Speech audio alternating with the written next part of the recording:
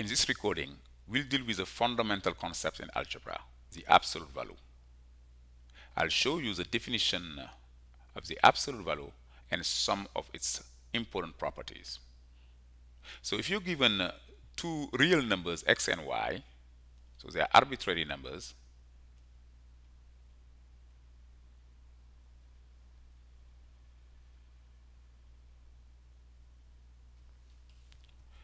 we say that the absolute value, so this is the sign we use for absolute value, this means the absolute value of x minus y is equal to the distance between x and y on the number line.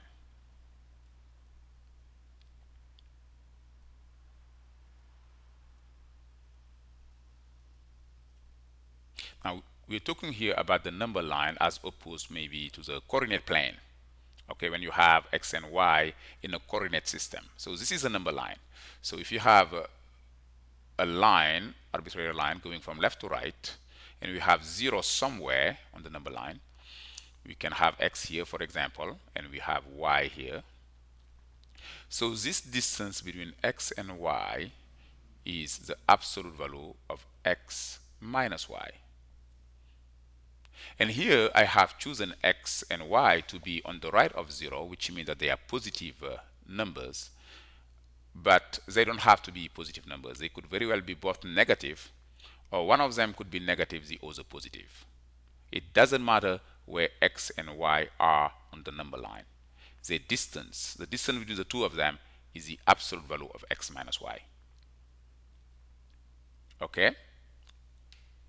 So because of this definition, we can also say that the absolute value of x minus y is equal to the absolute value of y minus x.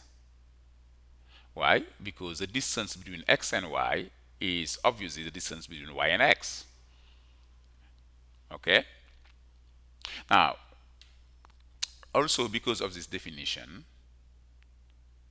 we can say that the absolute value of x alone can be written as the absolute value of x minus 0, and this would be the distance between x and 0, again on the number line.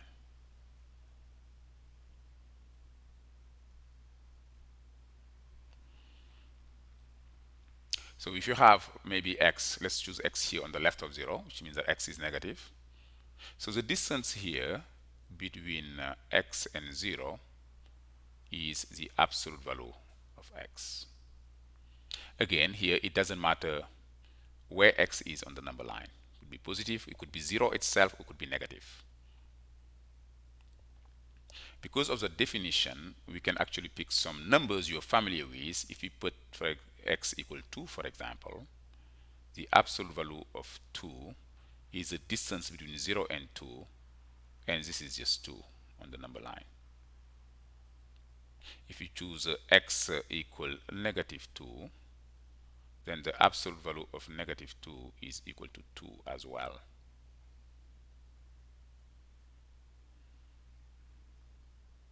Why? Because, for example, if you pick 2 to be, let's say here, so the distance between 0 and 2 is the absolute value of 2, and it's equal to 2 itself. Because then you have maybe 1 here, and then you have 2. And here, if we take negative 1 as maybe being here, and we take negative 2 as being here, then this distance between negative 2 and 0, that's also the absolute value of negative 2, which is equal to 2 as well. Okay, why? Because the distance between 0 and negative 1 is 1, and then between negative 1 and 2 is another 1, so together it gives you a distance of 2. So again, if you remember earlier, I said that absolute value of x minus y is equal to the absolute value of y minus x. So because of the definition, we can also say that the absolute value of x is equal to the absolute value of negative x, you know. And then here we don't really know exactly what this would yield outside the absolute value because we don't know the sign of x. We need to know the sign of x, you know. And again, here we can say that the absolute value of 2 is equal to the absolute value of negative 2, and we know that this is equal to 2. Now this is going to lead me to the next concept in absolute value, which is if we know the sign of x, like for example, if we know that x is greater than 0 or maybe equal to 0, then the absolute value of x gonna be equal to x itself. So in this case, we can take out x out, of the absolute value, we can take it outside the notation of the absolute value and say that the absolute value of x is equal to x. On the other hand, if x is a negative number, then we can say that the absolute value of x is now negative x. And I'm going to give you examples of this because it's not always easy to understand why we have here a negative sign. So in the case when x is positive, we can choose x equal to. In that case, the absolute value of 2 we already know is equal to 2.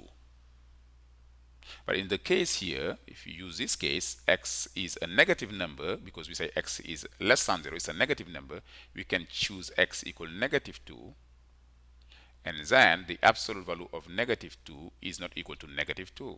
We cannot just write negative 2, which was x. So we need to write that this is equal to minus negative 2, which is equal to 2. And this comes from the definition of the absolute value. We say that the absolute value is a distance, so it cannot be a negative number. It has to be 0 or positive. That's why if you know the number to be negative, we need to apply a negative sign to it. You have a negative here, by the way. We need to apply a negative sign to it in order to make sure that it is a positive number. In general, when we try to find the absolute value of negative 2, we don't write that this is equal to minus negative 2. We just write it's equal to 2 because we already know that the absolute value of negative 2 is 2. It's very clear. But if we were dealing with a variable like x, we cannot just say that the absolute value of x is equal to x. We could be making a mistake. If x actually is negative, that is not right. If x is positive, yes, the absolute value of x is equal to x. Or even if x is equal to 0, we can also write that. But when x is negative and we don't know the actual value of x, we need to apply a negative sign to x to make sure it becomes a positive number. I hope you guys been able to follow me with this, but if you have to take something away from this, is to know that the absolute value is a distance. By knowing that it's a distance between two numbers, then it will be much easier to solve the questions regarding the absolute value. Okay? In the next recording, I'm gonna be dealing with the concept of square root and how the square root is related to the absolute value. So thank you for watching this video about the absolute value, and I'll see you in the next video.